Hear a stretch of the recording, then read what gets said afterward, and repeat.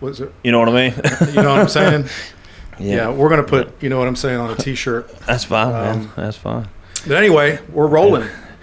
So here we are again. It's the episode number 2 of the Hypertrophy Underground podcast. And we got the first one out of the way, the very uncomfortable watching paint dry episode of me and Tyler getting to know you guys, and you get to know us. You've heard me drone on and on for video after video, but now you got to know a little bit more about my co-host here. And so now that that's out of the way, now we can get down to the nitty-gritty bullshit of talking about bodybuilding, serious training, diets for extreme body composition, and all the horse shit that goes in with that. So how are you doing? Good, man. How you doing? I'm doing good. I'm doing good. What's new and exciting? Anything? Not much. Yeah, just same old, same old. You're just like deadlifting enormous amounts of weight and I'm trying to. pressing enormous amounts of weight, rinsing, repeating, and just kind of doing your thing. Yeah, pretty much, man. Because the life of a bodybuilder is outrageously repetitive. Yeah. Stay sore for a while, too. Yeah. And that's something that a lot of people don't understand. The 5 minutes on stage is probably the least cool part of it. Yeah. It's the grind that we go through every single day when nobody's watching. Yeah. Weighing and measuring food and tracking weights and training our asses off and suffering in silence. And also eventually being in a calorie deficit. Yeah. And to the extreme. To the extreme, which is someplace I'm inching towards right now. Well, I've been in a deficit for a while. Yes. But I'm in a really good mood today because yesterday was my high day. Yeah. Because I'm going through a pretty meticulous carb cycling protocol right now. It'll be 7 weeks out tomorrow. Yep, tomorrow. And so yesterday, and I've talked about this here on the channel with my own personal shit, but being a high day yesterday, I was allocated 330 grams of carbs. Yep. And that was coming off of a low day, which I was literally like at 20 grams. Not much. Those days suck. Yeah. But coming into the high day, the goal is to replenish muscle glycogen. And the way I've explained it in the past, that high day is kind of like throwing gas on a fire. That's exactly what it is. Because as you diet, your metabolic rate follows that shift downward. Yes, sir. And as you diet, the metabolic rate can slow and things can kind of come to a little bit of a halt. Yeah. So to keep throwing gas on the fire and keep things moving along, we incorporate what's called carb cycling. Now, not everybody cycles carbs. Everybody kind of has their own thing. You're more of a steady, find the right amount. Yeah, I never had a moderate, a low, and a high day. I was just a guy that just needed to do just like a straight diet, just the one diet to an extent. And, now granted that changes from week to week. Especially if you're getting ready for a show, right? You don't want to do the same thing. For 12, 14, 16 weeks, progress is probably, it's going to be stalled eventually. Right. And it titrates down. Exactly. Right. Yes. Yeah. Ounces, grams, whatever people use, whatever you guys use, it lowers, the closer you get. So did you ever go through any periods where it was like, I need to get super peeled, so at the point that I'm at now, I take it to super freaking low, or did you never needed to do that? Or what was the lowest you ever went, and did you go through any periods of like, I'm going to go no carb for a while?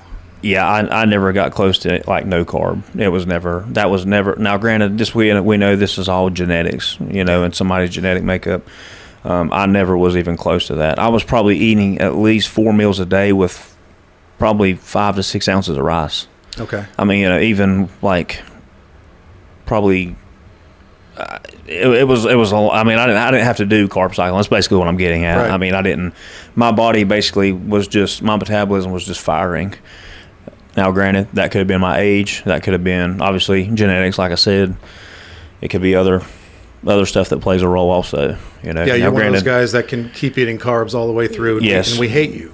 We hate people. Well, my wife said that also. She's like, yeah, that was never me. But but that also, again, that's why the people that are like that feel like that people are like that. They're made for the sport. Yeah. So.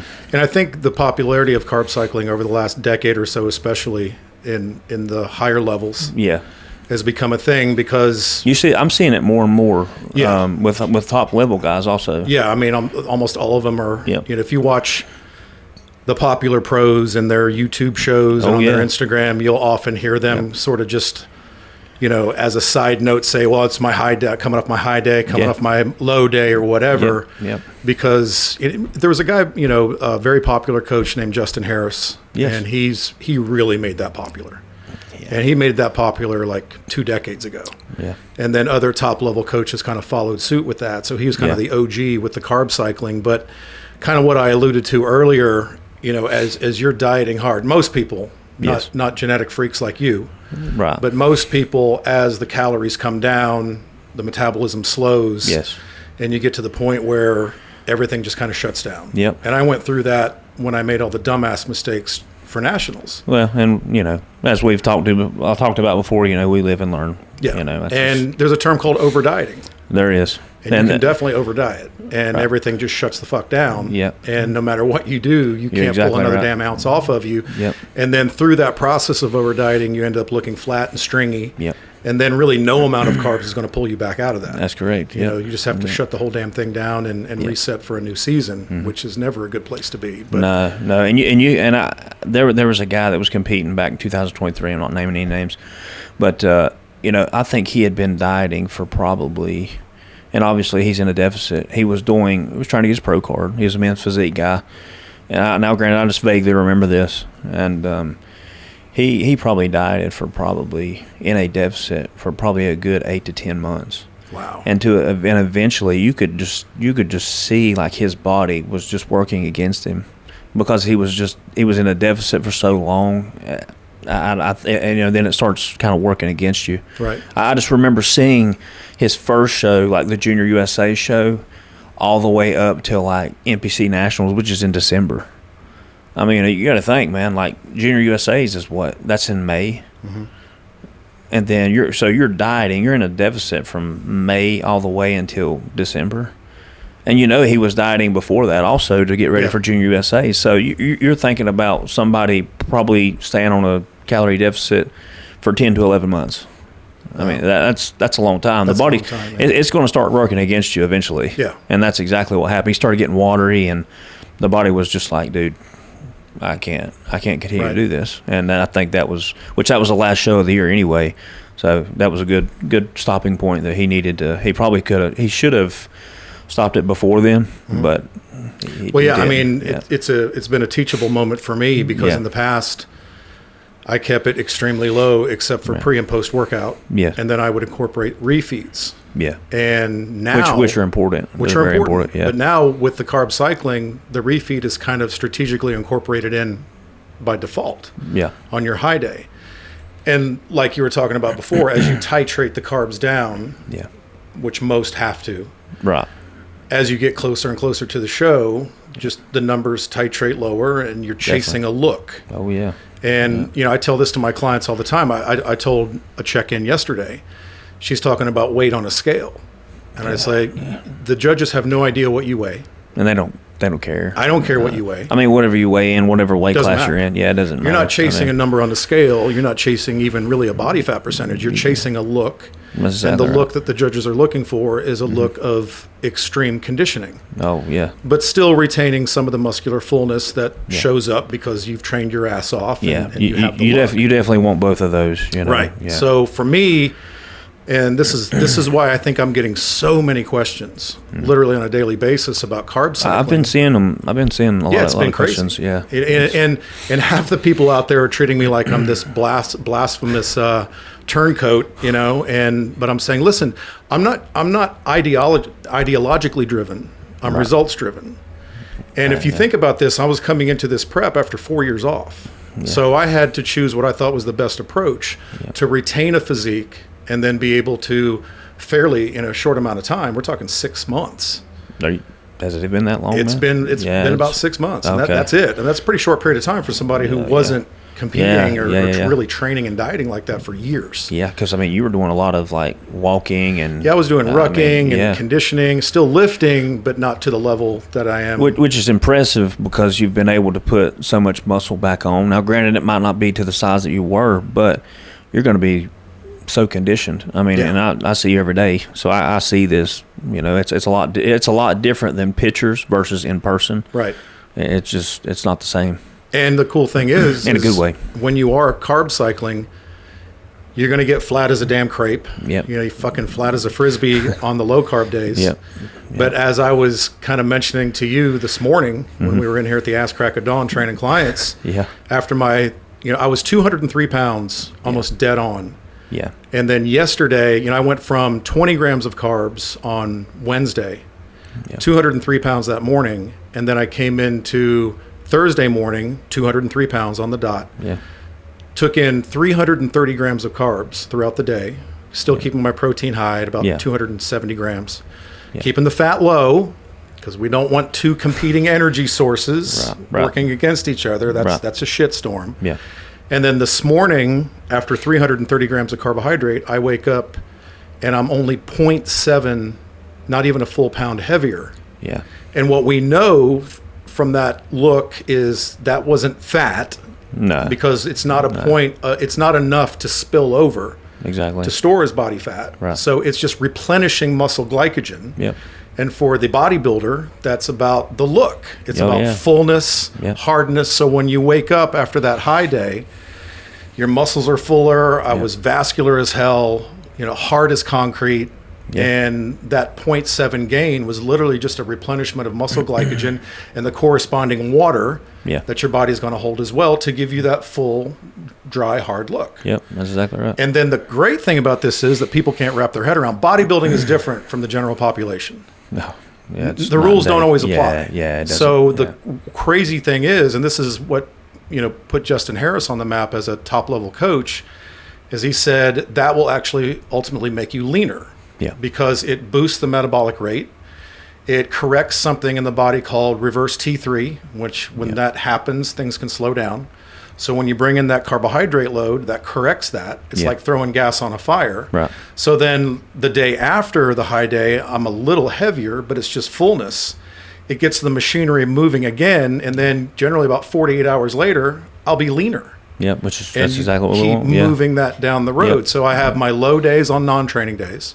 Because you don't need that excess of energy because you're not doing anything. Yeah, you're not expending, you're not burning more calories basically. Right. Yeah. And then on the other training days, it's a moderate day. Yeah. The almost kind of calculating the precise amount needed to retain performance in the gym, have the look that you're looking for, but still achieve a level of lipolysis to keep fat burning going because you're still in a deficit at the end of the day, no matter what. For sure. And then you come into that high day when things are starting to slow. Boost the flame again, reload that glycogen, and again, it's back to chasing the look that you're looking for to ultimately stand on stage. Yeah. So, I started at, 219, 220 pounds, and then it kept titrating down, and throughout the entire process, I was carb cycling. Yeah. The numbers were higher earlier on, and they just keep getting lower and lower. It's like, when I told you and Heather, this is what I'm doing on my high day, moderate day, and low day, we made this tiny little correction of instead of 400 grams on the high day, now it's 330. Yeah. And instead of 200 grams on the moderate day, now we're at 170. Yeah, 170. So it's that slight little adjustment down. Yeah. And then, back to these top coaches like the Chris Acetos and stuff, they're kind of doing that too, but it's more instinctive. Like when Chris Acetos got like a top level Olympia guy, he'll have him send him a photo and he'll say, okay, take this volume of food that you're taking now and reduce it by this much. And for him, he could say, adjust this meal and send me a picture in 2 days. That's a smart guy, man. And that's a guy that's been doing it since the 90s. I mean, he knows his shit. Well, and look at the guys that he's worked with. Oh, yeah. I mean, it's pretty impressive. It's top level stuff. So all of these coaches are doing sort of a method of carb cycling. Yeah. It just may vary in the technique that they use, but ultimately it's still about making adjustments with the level of intake based on output as the training goes. That's exactly right. Because, I tell this to clients all the time too.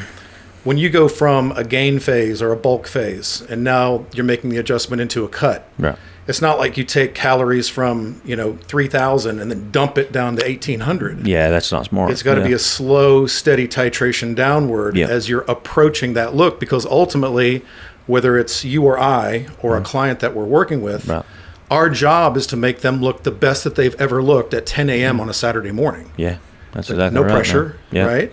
Yeah. And so it's got to be meticulous, and adjustments have to be made.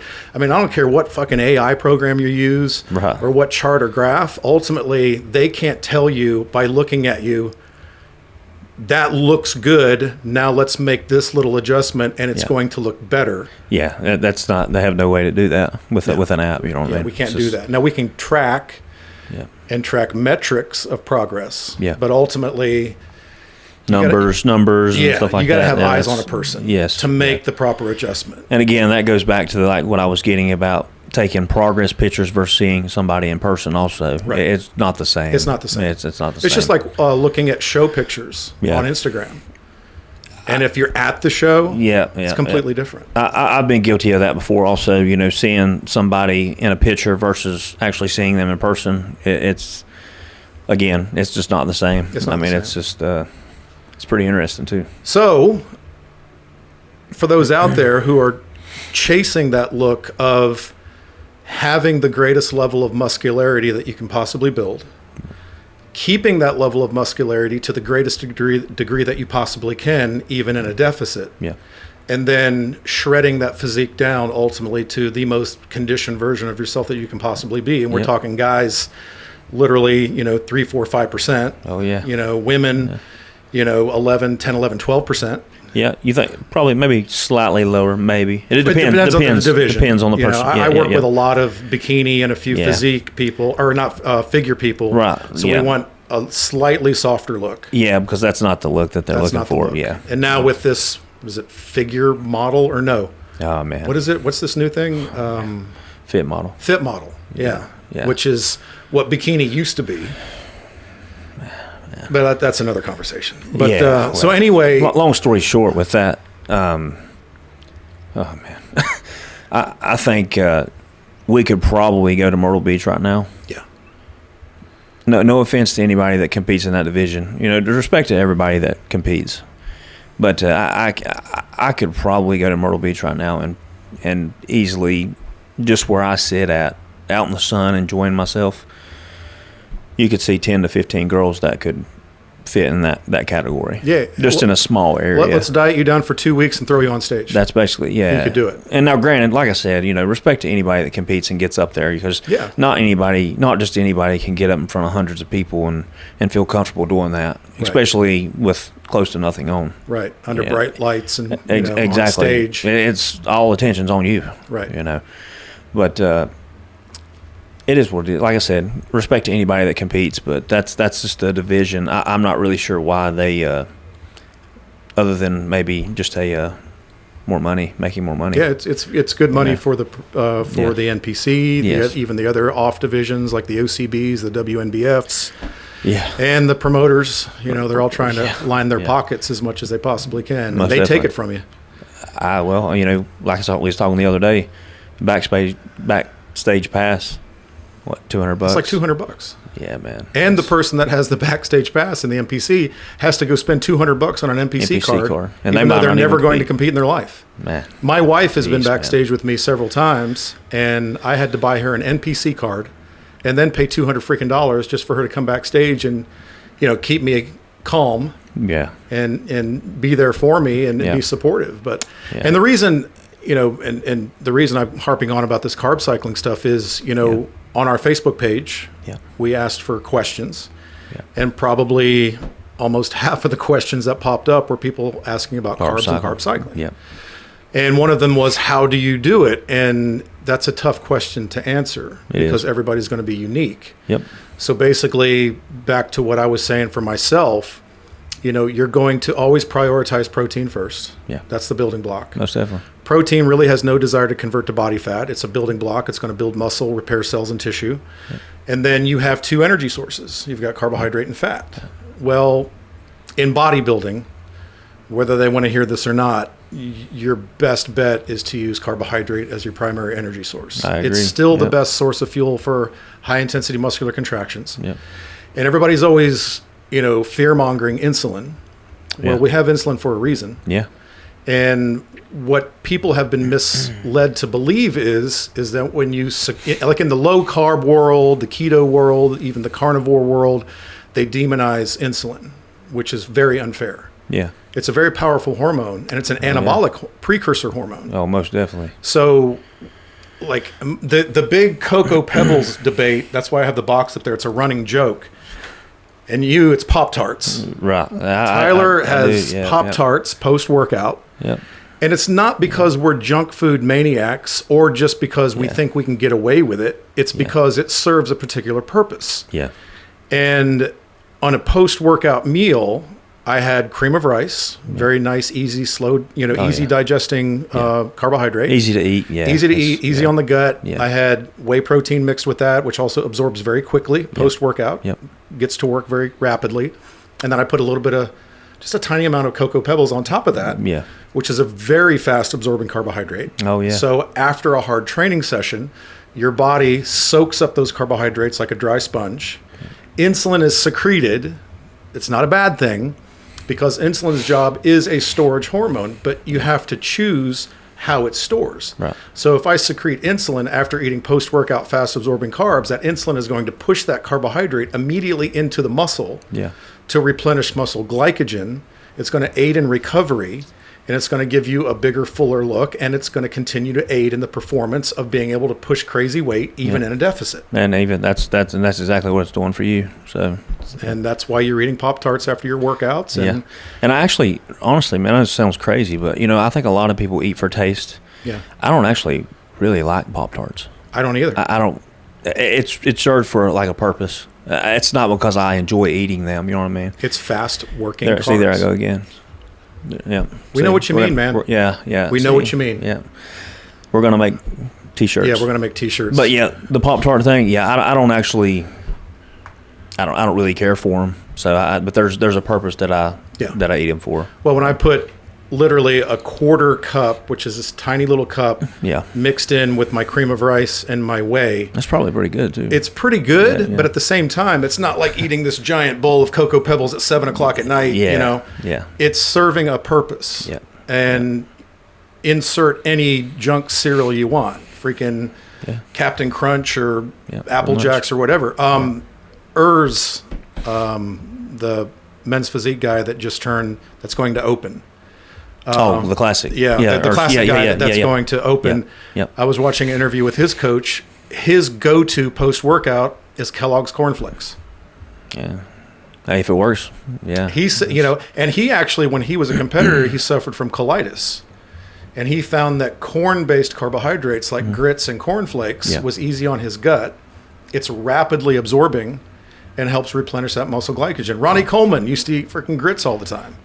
Yeah, he could eat whatever he wanted. But he could eat barbecue sauce on his chicken and stuff like that. Barbecue sauce. But so again, if you're designing a carb cycling program, it's not about eating carbs with reckless abandon and it being this free ticket to load up on carbs. Yeah, because the majority of the carbs that we eat are bland, boring, repetitive. Rice, potato, rice cakes. These sorts of things, it's serving a particular purpose. Yep. So you have to determine how much can I consume to serve the purpose of the energy needs for output, to replenish muscle glycogen, give you the fullness, the hardness that you're looking for without it spilling over. Yep. And everybody's going to be unique. That's exactly right. So you find a low amount on non-training days because you don't really need it to sit around and do nothing. Yep. You find a moderate amount that's not going to make you get to put on any body fat. So you determine what that number is. Start with that. You have to experiment with it. And then your high amount is similar to what a refeed would be.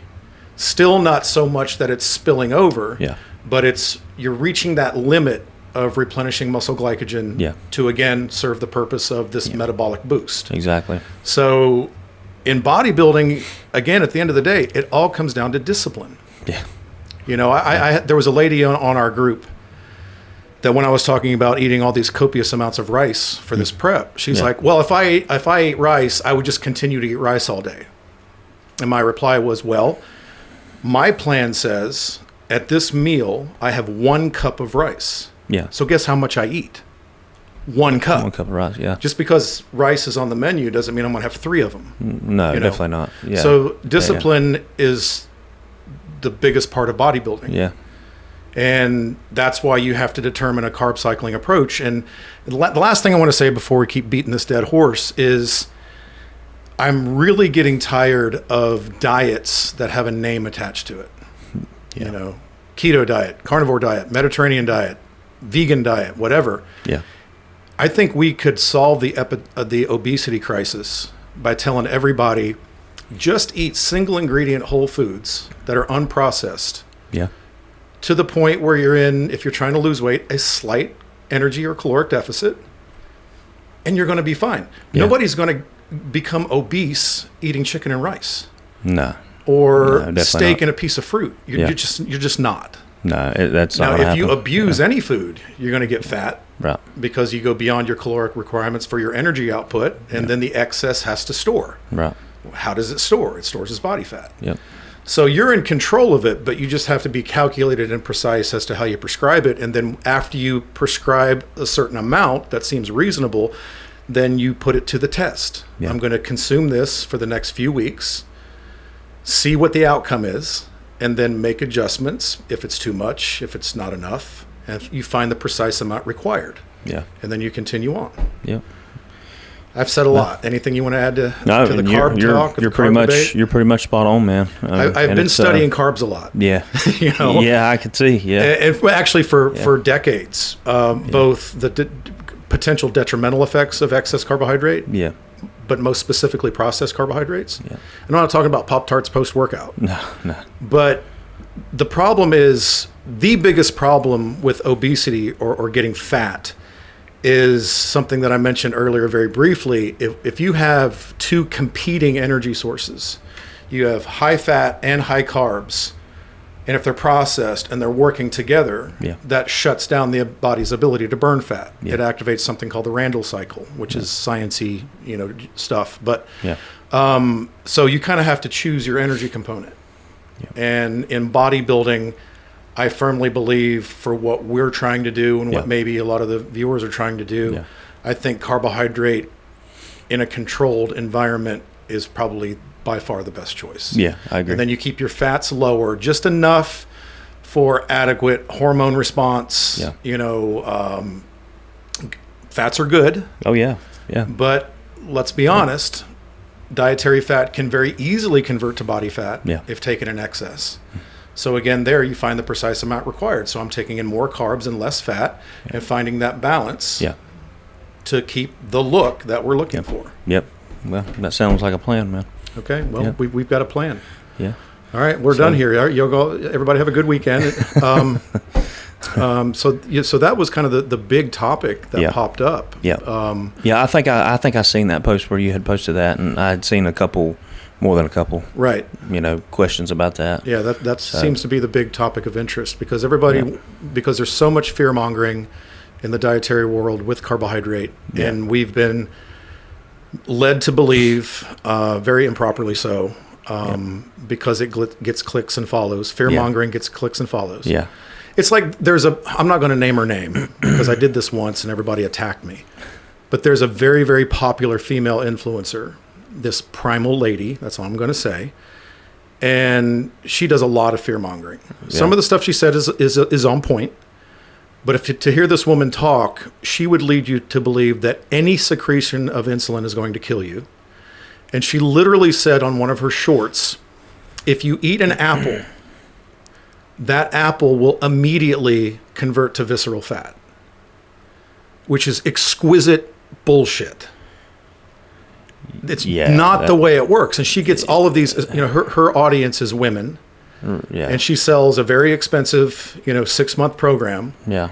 And she's convinced these poor women that any amount of fruit or fructose, any amount of carbohydrate, or any secretion of insulin is going to immediately be a metabolic dumpster fire, and they're going to get fat. And that's just absolutely absurd. Yeah, that's not accurate, man. Now, if you sit there and pound fruit from the time you wake up to the time you go to bed, absolutely. Yeah, that's different. Again, it's not about how much or how little, but the precise amount required to achieve a particular result. Right.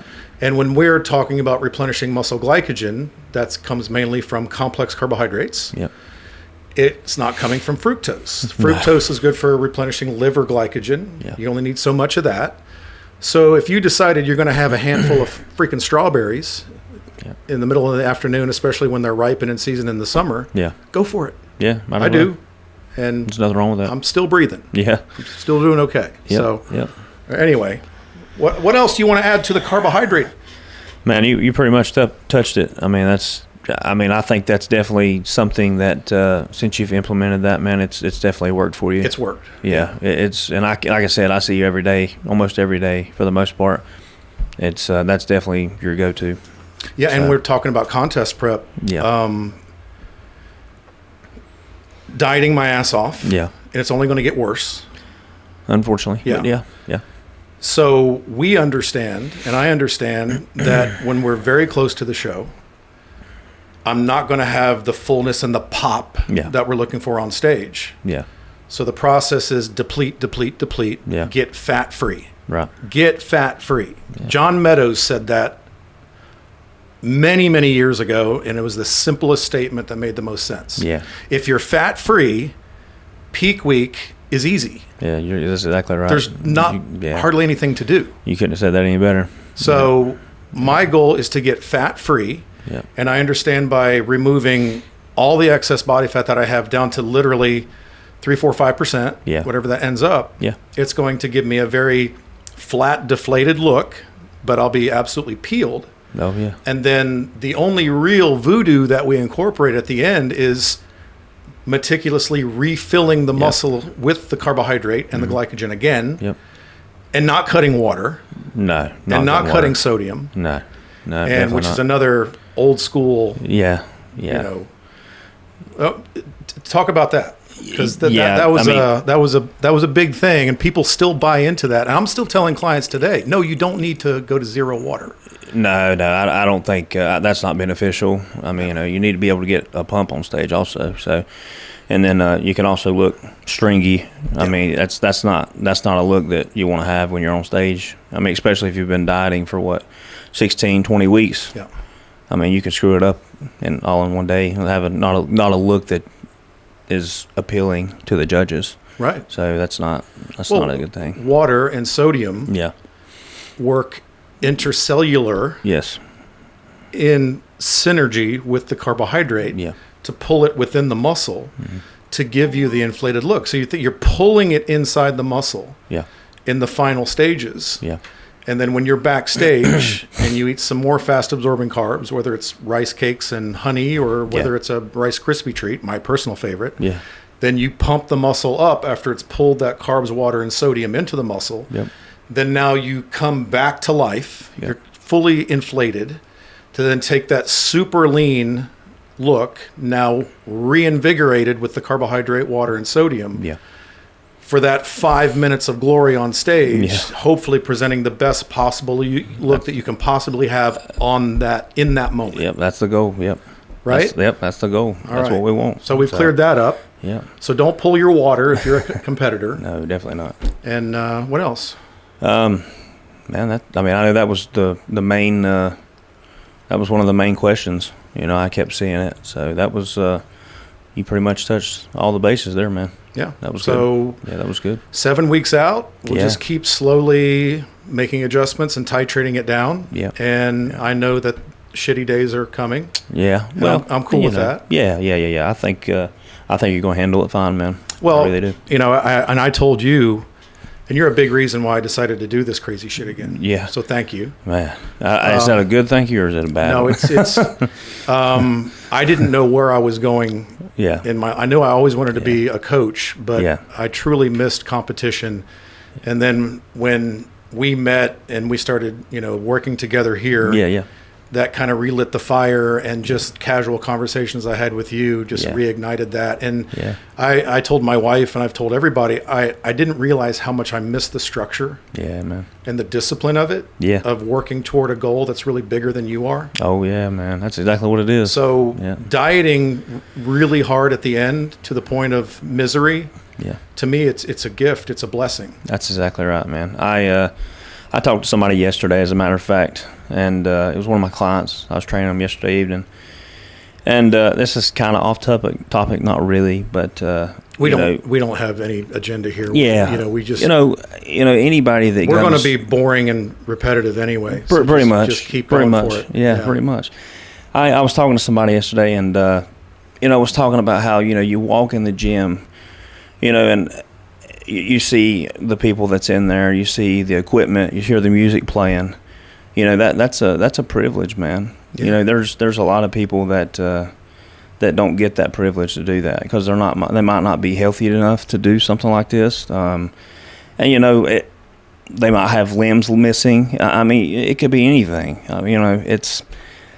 This is fun, man. And I want people to always make it fun. Now, granted, really anything in life is not really that serious to an extent. Does that make sense? There are people out there with real problems. That's exactly right, man. But man, like I encourage everybody, man. Just any next time you go into your gym, just kind of look around and you get to do this, man. I mean, you get to do it. You don't have to do it. That's exactly right. You get to do it. It's a blessing, man. It really is. Yeah, it is. I agree, 100%. Yeah. Another thing, and this is something we can touch on really fast. Yeah. And I had another question in the group, and this is something that I talk about a lot. And essentially, it's in terms of putting on muscle. Yeah. And the best in physiological environment to put on muscle. My biggest tip that I give to everyone is it's best to build from a point of leanness. Yeah. Yeah. So if you're a guy or a woman, let's say you're a guy that's 20% body fat. Right. Don't jump into a bulk. No. Get lean first. Yeah. See what you got. Yeah. See what you got underneath the 20%. Right. And then go from there. And you got these perma-bulker guys that might be 20, 25% body fat and just want to fill out their T-shirts. Right. So they go into a bulk. They might put on a couple of pounds of lean tissue, which is about right. Yeah. Probably. Yeah. But they're also going to add more body fat. Yep. And they're not going to have a look, and they're going to be very disappointed with it. Yeah. So back to the discipline aspect of it, which also is kind of a barometer of what your level of success is going to be. Yeah. If you're a guy with 20% body fat, hell, even 15, 16%. Yeah. Take a period of time, keep training your ass off. Yeah. But get lean. Yeah. Yeah. Get down to 10%, 12%. Get lean, and then at that time, it really is the best physiological environment to grow muscle. Yeah. So when you're already lean, the body is going to respond much more easily to new growth of lean tissue. Oh yeah, the body's very sensitive. Very sensitive. It's like the post-show rebound. Yeah. I don't know if we spoke about that in the first episode or not. But I think you might have touched on it slightly. Yeah. But, but that's a real thing. Oh yeah. So when you're coming at, you could call it a post-show rebound or even a post-cut rebound. Yeah. Yeah. So after I step off stage, hopefully things go the way we want. I think so. Yeah. I might take a day. Yeah. And have what I want. Yeah. Enjoy life a little bit. But after 24, 48 hours, I know I have this incredible opportunity to get back on very clean food, get back on a structure, just more of it. Yeah. Titrate the calories way back up, not too much. You don't need to be in a huge surplus to gain. Right. And then over the course of that, like next 4 to 6 weeks is going to be potentially the best time all year. Yeah. To add new growth, tissue. Without a doubt, and I seen that with my personal self. I mean, I probably put more muscle on in probably 6 to 8 weeks after my show than I did after that. Right. I mean, it was very significant. So going back to the guy that's 20%, get lean. Yes. Get down to 10, 12%. Yep. Prove that you have the discipline to diet hard, because you're going to need that anyway. Well, and if you're not a guy that can stick to like a routine, especially a diet, the odds are good. It's not looking good. It's not looking good. So when you get down to that 10, 12%, you've accomplished something. Yeah. You've proved that you can go through the paces of dieting. You see very positive things happen in your physique. Yes, you're smaller. Yeah. You're not filling out your extra large t-shirt anymore. So what? And honestly, man, when people get to a point where they're so lean, they actually they actually look bigger. You look bigger. Like visibly. The more shredded you are, you give the illusion of size. You do. Which is something we talked about, and this is funny. I've always, I've done the Masters, which doesn't have a weight cap. Well, that's not necessarily a bad thing. But yes, I get, yeah. But I also just like to jump in the open just to see what happens. And I've always competed as a heavyweight. Yeah. And then you and Heather were like, well, let's get you fucking peeled. Yeah. And you're probably going to land in the light heavyweight. Yeah. And when I first heard that, I freaked out a little bit. But then when you explained the logic, what's wrong with being the absolute most shredded guy at the top of the weight class? Yeah. It's a win-win. Yeah. I mean, you have chances are you'll have a lot more size than these guys. Obviously, the conditioning is going to be there also. Right. So, and those were the two things that's exactly what we kind of touched on, I think, at the beginning of this podcast. Those are the two things that you want. Yeah. So chasing the look and having the illusion of size from being super, super peeled. Yep. So again, guys, ladies, if the goal is to put on lean tissue and you're carrying, a level of body fat that you're not comfortable with, if you wouldn't want to peel down to next to nothing at the beach, get lean first. And then once you accomplish a good solid, 12-week cut, then retool it, add some clean calories back in, and then from that point of leanness, then go into a gain phase.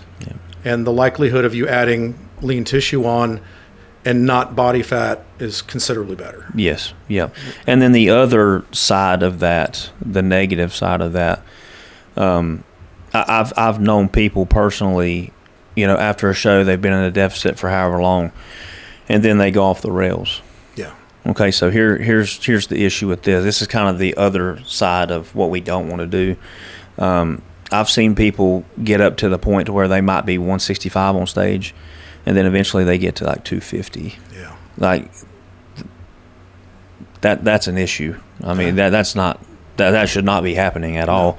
So, and here's what happens. It's kind of like you was talking about somebody 20% body fat, perma-bulkers.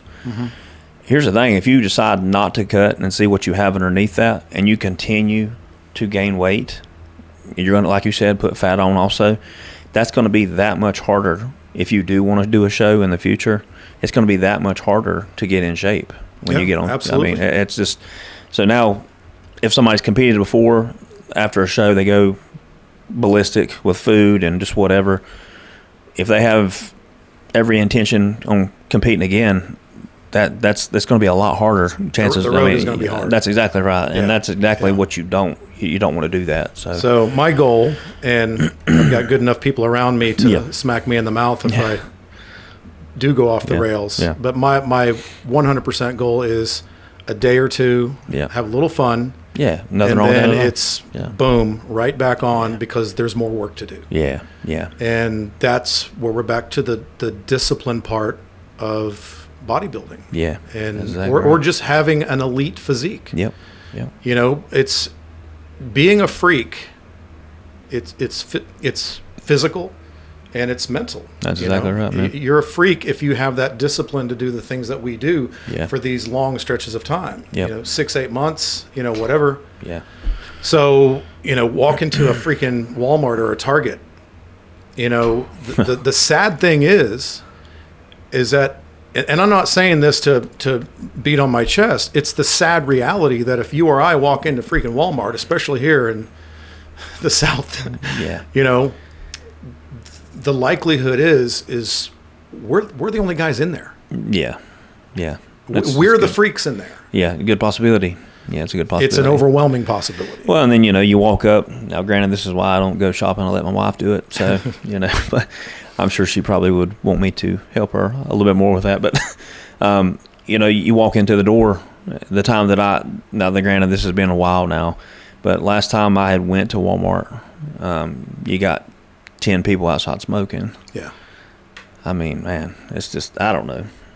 I think you know what I mean. Absolutely. Just, and most people never, sadly, experience the incredible satisfaction of being disciplined, achieving a goal. I think it's human nature to improve Yeah. and be better.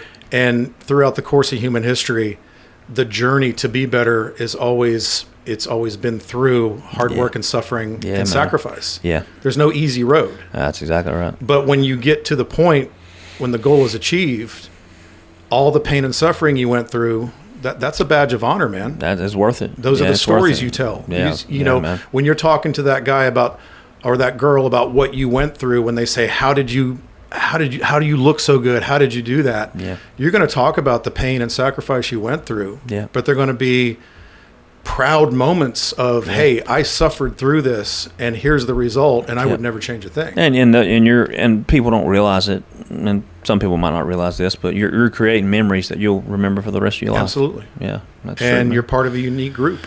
Yeah. You know, and I think that's the one good thing about all these new divisions in bodybuilding. Yeah. You know, the men's physique and the bikini and all these things. Yeah. It does give a common person in podunk, whatever town, America, an opportunity to be part of something elite that only a tiny segment of the population ever does. Yeah. And I even changed my opinion on this a little bit. Like if a guy enters men's physique and he has a little bit of success, well, that could be a gateway to him then taking it another step further and maybe working up to classic. Yeah. You know, or realizing he does have the genetics, he does have the gift for it. And he can have that be a gateway to moving up to something bigger. Oh yeah, most of that. And also, if you're filling out those bore shorts, I mean that, you know, and I mean I think now you have to wear them a certain length. Yeah, they're a little shorter. Yeah. Which I think that's good. You know, I mean, I do too. I mean, I think you know, you want to train the whole body. Not saying men's physique guys don't train their own body, but. I think if those board shorts look like they're filled out with a good set of quads, and like you said, you know, if eventually the guy keeps continuing to grow, I mean, classic would be your go-to after that. Absolutely. Yeah, so I know a lot of men's physique guys that should probably be in classic. Oh, for sure. I mean, because the upper body's definitely there. I mean, there's several guys on mine. I mean, you know, that I can be like, yeah, he would probably do well in classic. And now you're seeing classic guys go into the open. Yeah. And then you're going to see this shift of moving forward through divisions. And depending on who it is, then you'll have guys going from classic to bodybuilding. Right, so you see it, yeah. So you got 212 and then the open. I mean, you know, for sure. If you're growing, man, do it. I think you got to grow. Yeah, that's exactly right. That's how you make progress. So how's your training going? It's good, man. It's good. Yeah, I'm staying sore, so I guess that's a good thing. But I could probably do a little bit better getting some sleep at night. But other than that, everything else is good, man. Yeah. Now, you know, we talked in the first episode, and people have talked about this. You know, they were shocked. They didn't know your story. Oh, wow. They're like, holy shit. Yeah. I had no idea. Oh, yeah. And what a couple of like my clients who watched the episode, they're like, man, I had no clue. I didn't know that. Yeah. The question now is, well, where is he at? Yeah. In his road back. Yeah. So where are you right now? What is the short-term goal for you? Is it just monitoring the health and getting good reports? Yeah. And you know, my next echocardiogram is November the 4th. Man, this is probably the healthiest I've felt. Man, probably in 8 years. That's probably great. 8 or 9 years, and that's a blessing. Oh, you know? For sure.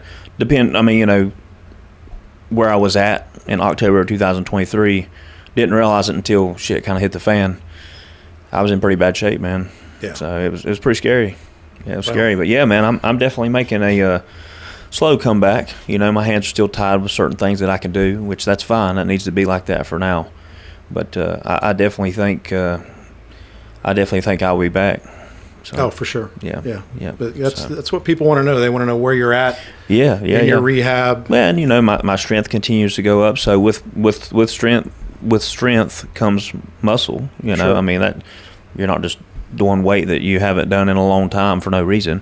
You're backing it up with muscle. So I'm definitely putting tissue back on. So it's pretty exciting. I mean, you know, because I've not felt like myself for the past year and a half to 2 years. You know, so it's not been the best feeling, but it's okay. You know, I've learned a lot in the past year and a half to 2 years. Well, you're stronger for it. Yeah, for sure. You know, yeah, in more ways than one. Oh yeah. So that's a good thing. Yeah. Shockingly, we've already went through almost an hour Oh, wow. Yeah. It don't feel like it. It doesn't feel like it. Yeah. Anything else that you wanted to touch on today? I think that's good, man. Yeah, I think that's good. Yeah, I think that's Yeah, good. I think taking these poor people's time for any longer than an hour is probably a sick, torturous event on our part. So we don't want to do that to these people. But, no, definitely not. But this is good. I've enjoyed this. Again, so many people were flooding me with the carb cycling stuff and how we implement that and how to maybe structure that and why it works and why I'm not out of my fucking mind for doing it. Yeah. You know, I just didn't decide to do something that is completely bizarre I know you for said no reason. Yeah, I know you said the carnivore community was not too the happiest people. No, but, my membership card has been completely revoked. Oh man. Well, And but it, you know, I've got a group that's got like 36,000 members in it. yeah.